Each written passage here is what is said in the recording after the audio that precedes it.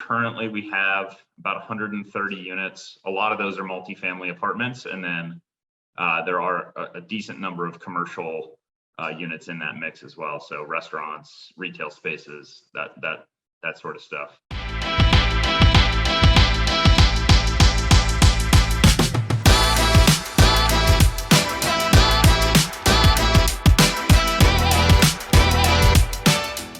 Welcome to the Real Construction Owners Podcast, where we interview real construction owners and people who are doing big things within their life in real estate. We talk about processes, we talk about failures, and today we have a special guest, a Go Abundance brother of mine, Eric Rice, out of Pennsylvania. He's a real estate investor who specializes in multifamily and doing heavy value adds. He's going to talk about some incredible stuff, so stay tuned.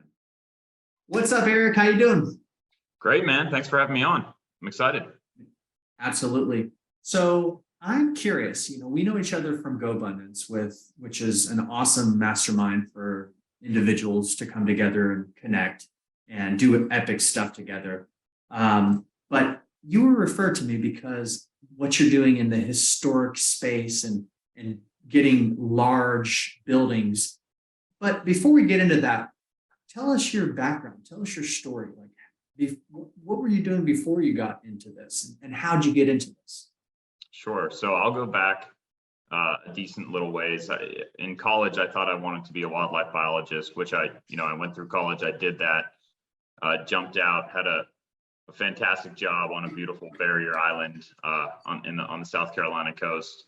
Really enjoyed my work, and then realized pretty quickly, as I was driving up and down the beach and looking at all these beach houses, that wouldn't be in my future if I continued to be a wildlife biologist. So decided to get into real estate on the sales side. So I was looking at commercial or residential. I ended up going residential, moving up to Washington, D.C., and kind of grinding it out there, working 90 hours a week. And financially, it was great. And my wife and I enjoyed it at the time, but we were sitting on the porch one night and decided, all right, if we want to have kids and start a family, we might want to think about moving back to the Pittsburgh area in Pennsylvania. Just a little bit of help and support. I could have a slightly more normal work schedule.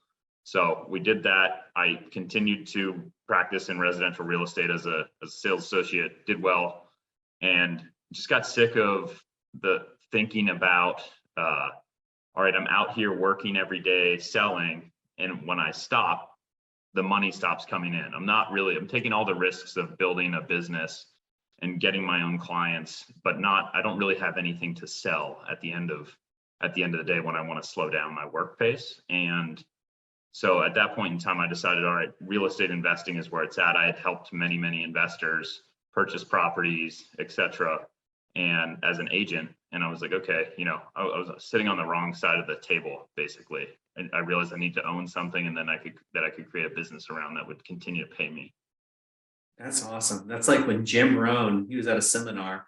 I'm sure who Jim Rohn is. He taught Tony Robbins, and one of his guests, was a real estate agent. She was a lady, and she said, "Yeah, I sell real estate." And Jim Rohn said, "Yeah, but how much real estate do you have?" And she's like, no, I sell real estate. And he's asked again, but how much real estate do you have? And she got the point. Yeah. Yep. Absolutely. With that being said, what does your portfolio look like now? And how many years from that moment where you just stopped the story until now has that been? Yeah. So that was probably about 5.5 years ago. And my first kind of foray into real estate was buying a single family home that needed a lot, like a full gut job. And I thought I was going to do it by myself. Oh no. in 4 months, you know what I mean? Classic mistake. So from that time, and I can get into that story later if you'd like me to, but that took about a year, and then I realized that wasn't the right way to do it, and started looking at bigger projects. My brother and I had the idea to go in together and start buying bigger apartment buildings and portfolios of properties. And so really it started about 4.5 years ago. And at this point, I think currently we have about 130 units. A lot of those are multifamily apartments. And then there are a decent number of commercial units in that mix as well. So restaurants, retail spaces, that sort of stuff. And we've sold a bunch of properties along the way. So let's unpack that a little bit. You got into single family as your first thing. You realized, wow, 6 months into it, a year into it, you're like, I should have hired somebody. That was an expensive lesson on your time. Oh yeah, right? Absolutely. And then you decided to go bigger, and you were looking at commercial apartments, and then you were looking at what, triple net leases? Yeah, they're not triple net. They're like modified gross leases. So it is relatively low workload for us. And the tenant typically takes care of most of the things within their space, which is nice. We still do pay the taxes and insurance on those spaces just because of the market that they're in. It works a little bit better. That's incredible. So you acquired 130 units in 4 years? Yeah, yep. And almost all of them have required like significant amounts of work. So whether that's, full gut to pick the building up 6 inches in the middle and, redo the foundation underneath it, or just, flooring, paint, cabinets, kitchen. So they've all required quite a bit. So even though you're not, a owner of a construction company, because that's our audience, real construction owners. The reason I bring you on this podcast today is because you are a real estate investor. And as an owner of construction company, a lot of people, they make good money, but then they don't invest it properly. And it sounds like you are an investor who happens to, find the right people to do the construction, which is awesome, because with that, you're building a horizontal or passive income. Kudos to you, man. Now, I'm curious, what would you say is like one of your so if somebody wants to get started in finding these kinds of projects or properties, what are the core steps that you take to get these deals? So, the first thing I would say is honestly, spend some time becoming educated on the space. And I think you can do that for free with your time when you're driving around from job to job, just by listening to some of the podcasts that are out there, and kind of figuring out what route you want to take. You can invest in real estate in a whole bunch of different ways, but get educated, pick a path, and then start making connections and kind of building your team. So you're kind of building a business, but you're not paying any of your people. So you're building your team of, lenders, brokers, all the people that you need around you, attorneys. So you want to make a good contact with an attorney. So you want to kind of create that little team around yourself, so that when you do find that first deal, you have the pieces in place to actually make it work. And then you just got to go out and really start looking at properties and taking the initiative to make an offer and take the first step. Really, I think buying the first property and making it, giving it a shot is the number one thing that holds people back. A lot of people analyze forever and never pull the trigger, and they look back 5 years from then, they're like, man, if I would have bought that deal, it would be generating $2,000 a month for my family now, or my business. So yeah, the owner of Keller Williams, don't know his first name, but there was an event and he basically said that an unsophisticated investor tries to time the market, where a sophisticated investor knows that it's time in the market, because the asset, they're not printing any more land. Yep. The land there's finite amount of that. So acquiring these pieces of real estate is what's important, because you can have that passive income. So curious about where you're at now. Let's go back a little bit. When you were first starting out, were you funding these yourself? What were the ways you were funding these deals? And currently, how are you funding them? Yeah, so the first deal we did, like I said, my brother and I kind of jumped in, decided we were going to do it. We found a portfolio of, I think it was 56 units or something like that at the time. kind of a hodgepodge of buildings that had been really not well taken care of, but we saw potential there. I think the deal was listed at like 1.6 million, and we got them down to 1.223 million, and we wanted to do it with our own money and make mistakes with our own money before we started talking to investors. We didn't have enough money at the time. So we grabbed a good friend of mine who happened to be a neighbor at the time. And he and I had talked for years about starting something and doing something together. Said, we got to add Clayton to the mix. And we went up, I talked to Clayton about it. He was like, yep, I'm in. And so basically we all took like all the free cash that we had or could scrape together and bought that first deal. And I think, so it was a 1.223 million purchase price. And I think we had 450,000 or so in construction funds to like get it up to speed. So, I mean, for us, that was a huge deal at the time. We, the biggest deal we had done up until that point was just, small, relatively cheap single family stuff. So it was all of our own money, and it actually turned out really well. We made a ton of mistakes on that. But what were some mistakes, and what was the end result of like the profit or whatever? Yeah, so let's see, mistakes. We hired a contractor to paint the exterior of one of the buildings. It was a 12-unit residential building, and it had 3 retail spaces on the ground level. So it was like 3 stories tall, like a pretty significantly sized building on a nice corner in this neighborhood that we were in. And we hired this guy that talked really well and presented really well, but we didn't do a lot of background checking on him in terms of like his skill level. And he was the low bid. We were trying to conserve money. He said he'd get it done quickly. He had a crew, et cetera, et cetera. And, it just drug on for months. And like, he'd paint like one portion of the building on the outside and then move to something else. Like it was, and we didn't fire him fast enough. So that was a huge mistake. Always check your references. Absolutely. So what ended up happening with that property? You still hold it? Did y'all sell it? Yeah, so that was part of that initial 56 unit portfolio. We turned that all around relatively quickly and got the occupancy levels up, got the unit rents up significantly.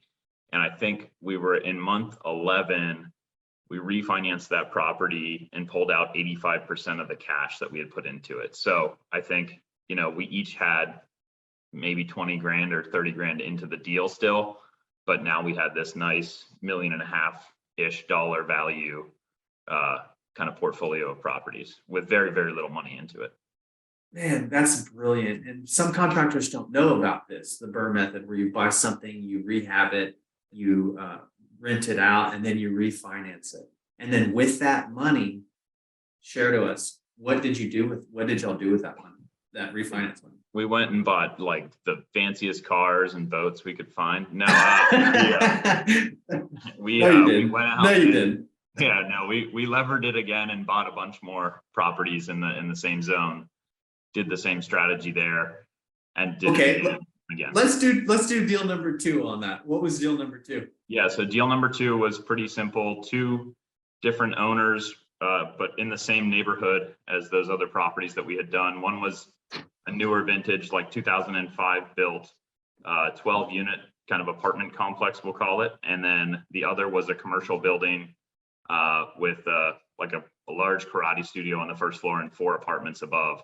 And so we just kind of combined those all into one deal and bought all those on the same day and added another 17 units to that portfolio. And nice. Went in and did the same. You fixed it up. And were there any expensive lessons or like stressful lessons from that? That part went a lot better than the first part. And at that time, to be clear, I guess we're still, even though we had refied and pulled most of our money out, we still had lots of things to fix up in the initial portfolio that were kind of ongoing while we were doing this as well. But yeah, I mean, rolling the money over again and again was the key to our success initially in growing the company. That's brilliant. So you refinance that second one, and then we'll just move on to some of your bigger ones. Like what is your next project that you're working on, or historic project that you're most proud of? Yeah, so I mean, why don't I'll jump to one that we're kind of in the middle of right now, or getting closer to the finish line on. It was our first deal that we syndicated. So we brought in outside investors to it that were interested in placing money kind of in a real estate, a physical real estate asset, but didn't have the time or the knowledge to actually, do a deal themselves. And so they placed some money with us.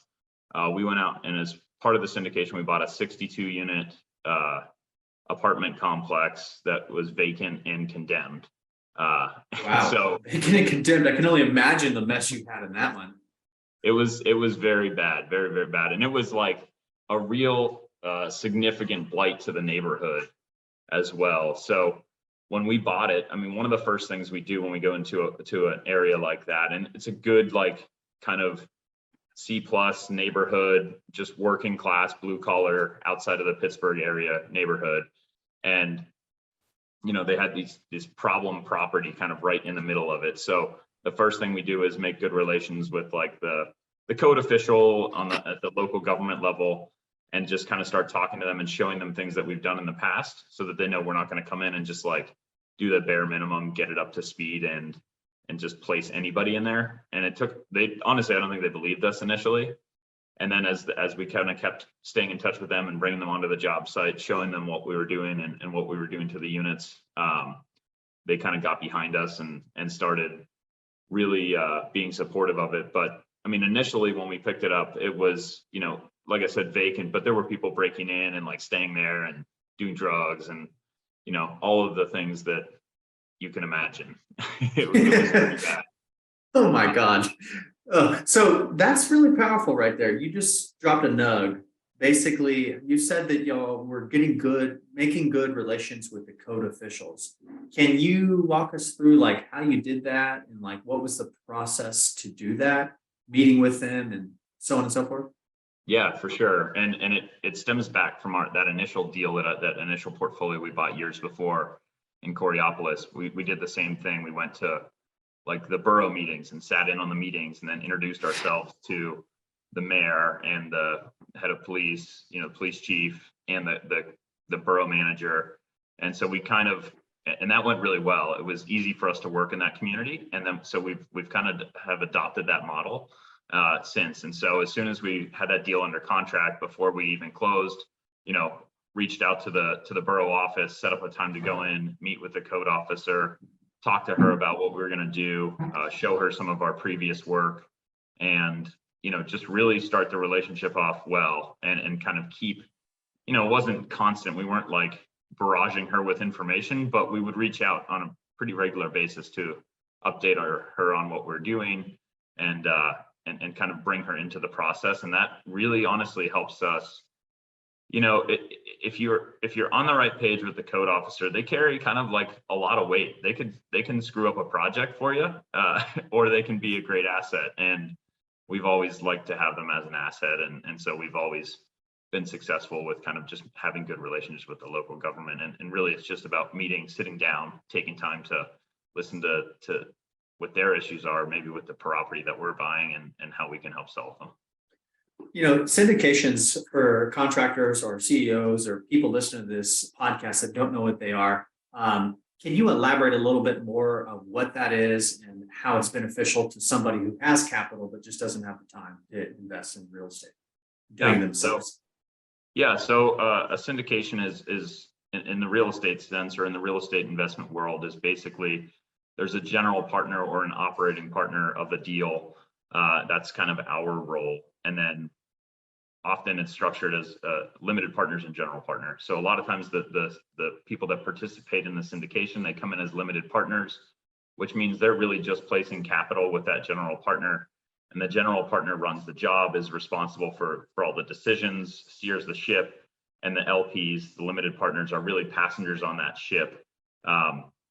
There's typically a very clear breakdown and structure of how limited partners get their returns paid out, what the length of the project is going to be, et cetera, et cetera. So effectively, it's a way for, and people that are syndicating usually raise money in, $50,000 or $100,000 chunks from a number of people to hit their whatever $5 million raise that they're going to do, whatever the number happens to be. And it's just a way for people to take money and invest it in an alternative asset that's not really tied to the stock market performance. And it's a physical thing that you can kind of go see, touch, feel, smell. And it's a way to diversify a portfolio for somebody that has cash that's looking to invest it in multiple ways. And oftentimes syndications come with some passive cash flow, whether it be on a monthly or quarterly basis. Usually that's how they work. So you're getting cash flow, typically very low tax cash flow, because there's depreciation that gets pushed back to the partners in a syndication as well. So that, often there's enough depreciation that gets pushed back each year to the partners that it offsets the tax implications that they would have on their gains in that year. Yeah, syndications are awesome because, myself, I'm a do-it-myself kind of guy, but I've come to a point where I realize my time is worth X so much, and I can't do it myself. So I've found that investing in syndications has been beneficial because, one, I get a passive monthly dollar amount that's more than I could get if I were to go buy a house, and I get the depreciation benefits on my taxes. So I get write-offs because I'm an entrepreneur. So yeah, it sounds like a win-win. And yeah, where are y'all at? I'll flip that just real quick too. I mean, I feel the same way about working with really good contractors. Like, I'm a DIY guy too, and I'm always like, well, I can just go down there and fix that, but it takes me longer. I don't do it as well as the professionals. And I've realized, like, all right, and I can't do it all. So it's much better to hire a good contractor and let them do what they're really good at. And that's kind of how I think a lot of folks that work with us feel. Is like, all right, they're really good at that, I'm going to let them do that. For sure. And how's that project going? Where y'all at with it? So I think we've got 30 units completely finished. Those are leasing up. I think we have 24 of those leased. Our rents are 21% above what we projected in our pro forma. So that's going to be good for returns for investors. And then the other building that's a part of that, we're probably 4 to 6 weeks on from completion of the other 32 units. So we'll have those starting to lease up here in the next couple of months and get that project stabilized, and then decide what we're going to do with it. I mean, it should cash flow really well, so we'll probably sit on it for a while. That's awesome. And then refinance it and do it again. Eventually, yeah, when the rates turn over in a couple of years, maybe. Good for you, man. Building something that is yours and that you can sell if you ever want to sell.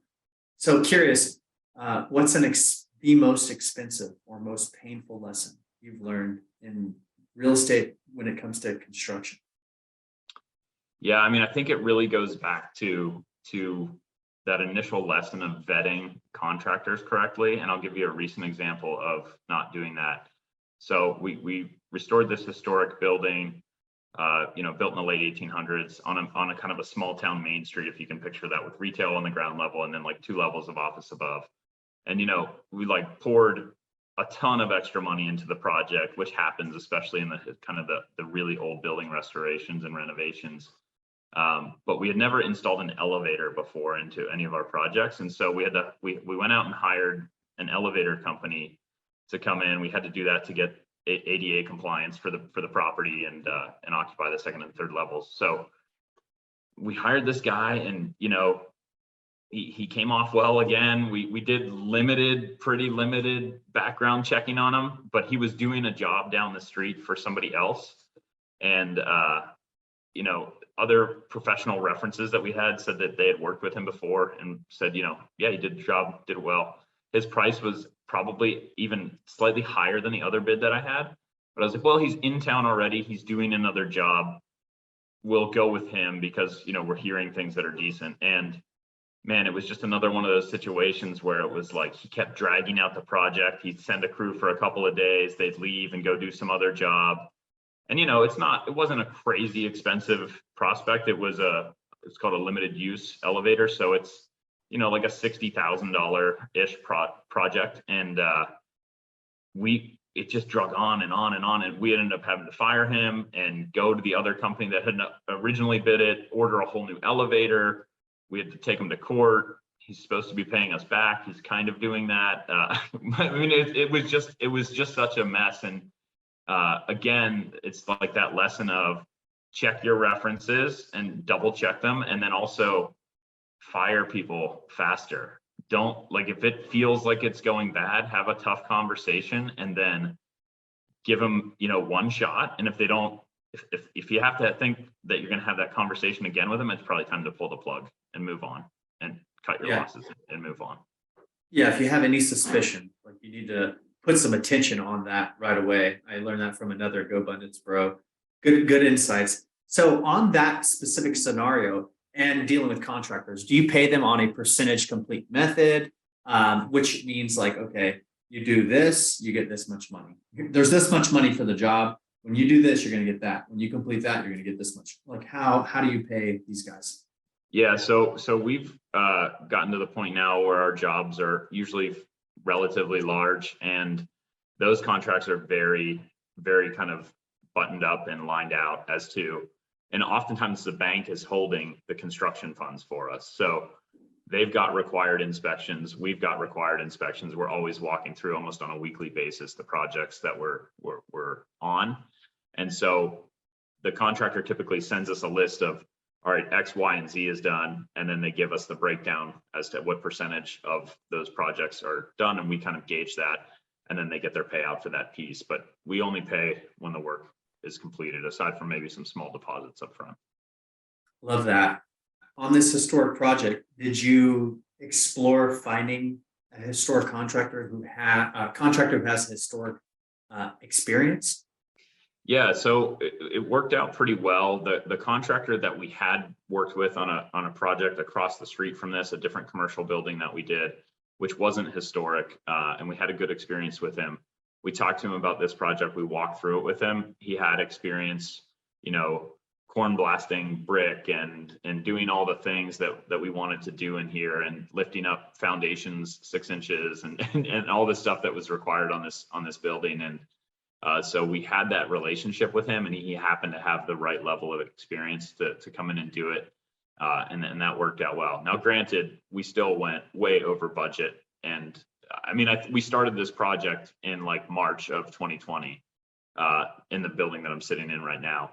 And that was, basically right when COVID started. And so there was all the challenges that came along with that, but we made it through. We refied this just about a month ago and pulled most of our money out, which is great. Nice. Awesome, man. So I'm now curious, what would you say is an investment that you've made that surprised you? In a physical asset or otherwise? Physical, could be in yourself, could be in your family, whatever. Yeah, no, I mean, I would say an investment that I probably 6 or 7 years ago would never have made would be just in, kind of learning things for myself about business and time management, and really not being afraid to spend money on things like GoBundance, for instance, which is not, necessarily a cheap proposition to join. But man, getting around the right people and hearing what they're doing and being able to bounce ideas off of people that have done what we're doing or things that are similar is just, it's really hard to put a price tag on that. And so investing money in myself in that way has had surprising benefits. I love that. So listeners, if you're wanting to surround yourself with epic individuals and increase your net worth and do epic things, go to GoBundance.com, fill out the form. It's a special invitation only. Make sure you say Justin Ledford sent you, because GoBundance helped me tremendously. I used to have, X million net worth, and after learning and being a part of it, it's now almost doubled within a year because of the tactics and the strategies and being around guys that have a net worth of 100 million. There's people who have $1 billion net worth in that group, and you get to just talk with them. It's an incredible thing. I'm curious as far as what your role is now with your company. Yeah, so while we were building the company, myself and 2 other partners, we all had, pretty demanding, I would say, full-time jobs. And the goal along the way was to kind of be able to, when we wanted to, roll out of those jobs and work full time for Rice Pegger as a company. And so in March of this year, I kind of officially left the residential real estate world and the sales world, and I focus, all day, every day now on Rice Pegger. I'm the CEO of the company, and my job is to kind of keep the ship running in the right direction, but also to think about the big picture and where we're going. And I'm lucky to have two great partners to bounce ideas off of, and that can also contribute to that overall long range direction. But it's certainly my job to think about that as much as possible and make sure we're moving in the right direction, keep the guys that we've hired, on task, but also take a lot of time to think about the direction of the company in the long term. What is the role of your partners? So it varies depending on what they're up to in their other kind of businesses and day-to-day lives, but oftentimes they're pretty involved on the construction side of things, checking on projects, helping to make sure the contractors are staying on schedule. But it does vary depending on how busy they are in their other aspects of their careers. That's interesting, because like whenever I'm investing into an asset and a syndication specifically, I like to, they say, trust, do your due diligence, but vet the jockey. And it sounds like, you've got almost a decade experience. You've got 130 plus doors. You understand the Burr method. Sounds like you're doing good things, man. What's the last book you've read that from cover to cover that you're just like, wow, I like this? Yeah, I mean, along I guess the lines of kind of the CEO role and the greater vision, I would say Vivid Vision is one of the best books I've read in the past couple of years. At the end of 2021 is when I read that book, and I sat down, I took the time to map out kind of a 3-year plan for Rice Pegger, and that has been instrumental in our growth, especially over the last 11 or 12 months. Impressive. What would you say is your best process within your business? Say we're continually working on processes. That's one of the hardest parts, I think, for me. I'm not a particularly process-driven individual. I love the idea of having them in place, but it's not my greatest strength. So I think the process that helps us the most is fairly informal, and it would just be consistency. We look for deals every day. We're always analyzing deals, and just the consistency and not being afraid to go bigger and look harder and be more creative in the deal finding process.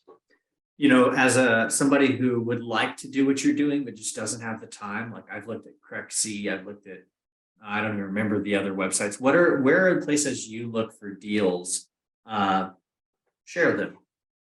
Yeah, so I mean, the first deal we bought was off of LoopNet, which is like the kind of the Zillow for commercial real estate, you could say. And everybody says there's no deals to be found on LoopNet, but we cashed out 85% of our money in 11 months in the first deal we bought, and that was on LoopNet. So you can find them all over the place. We certainly utilize services like CorrectC as well. And then a lot of it really is relational. So it's making sure that you're meeting as many brokers as you can on a regular basis, or at least, having that initial meeting, then following up with emails and talking to them on the phone, seeing what's going on in their world, what's going on in their pipeline. And then just a lot of the deals that we're in that are on kind of this historic Main Street area outside of Pittsburgh are word of mouth. So people will come to us and say, hey, we think we're ready to sell our building, and we want to sell it to you because we've seen the work that you guys have done, and that's the direction we want to see this town go in. So that's impressive, right? Eric Rice with Rice Pegger, y'all are doing big things, and y'all are in Pennsylvania, is that correct, or Pittsburgh? Yeah, just outside of Pittsburgh. Yep. And other markets that y'all are in? I mean, Western PA is our focus right now. We have looked at expanding into other states. Ohio actually is a neighboring state, and it's got some pretty interesting markets, Cleveland, Columbus. But I think recently, we've decided that, with the market as tight as it is, we're likely to find the best deals in the areas that we know the best right now. Although we're still branching out and kind of seeing and looking at other markets. And do you currently have any syndications open or plans for syndications to come? Yeah, so it's just basically on a deal by deal basis. So when we come into the next deal, which we're always kind of actively working on the next deal, that's kind of when we release a syndication. So we don't have anything that's open right now, but I would expect in the next few months we'll have something out there. So listeners, if you're a contractor and you have capital, Eric, how can they reach out to you so they can be informed on future projects, or maybe they'll reach out to you and say, hey, I'm a great contractor in this area. What's the best way for them to get a hold of you? Yeah, so the best way to get a hold of me would be you can hit me up on an email. My email is eric@ricepeggercapital.com, and or you can shoot me a text. I'll give you direct cell number is 412-980-4500. And you can also go to ricepegger.com and find that information there. So love to hear from anybody. Always open to chat about investing. If you're a great contractor in Western PA, love to hear from you. We're always looking to make new relationships. And lastly, do you have an email list for future investments? We do. The way it works, and you have to be careful about it because it is regulated by the SEC. So we've got to have a pre-existing relationship with people that we offer our syndications to. So what that means is we've got to have a couple of substantial meetings, where we a long phone conversation, go out for a coffee, whatever that might be, a few times before you can kind of make it onto that list. But we do. Sure. So listeners, if you happen to like what you're hearing and you're open to investing and creating more wealth with your wealth, reach out to him. Make sure you tell him you found from Justin with Real Construction Owners, because I appreciate it. And this has been a blast. Today we discussed your journey of acquiring 130 units. We discussed painful lessons. We discussed historic renovations, and this has been a blast, man. Thank you so much for being on the call today. Thanks, man. Thanks for having me. I appreciate it and really enjoyed it.